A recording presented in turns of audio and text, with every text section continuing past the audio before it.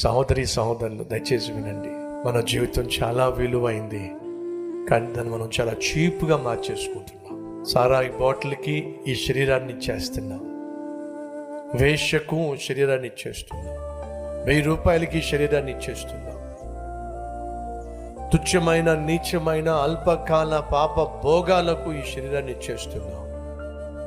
ఈ శరీరం ఎంత విలువైందయ్యా అంటే, నీ జీవితం ఎంత విలువైందయ్యా అంటే దయచేసి విను.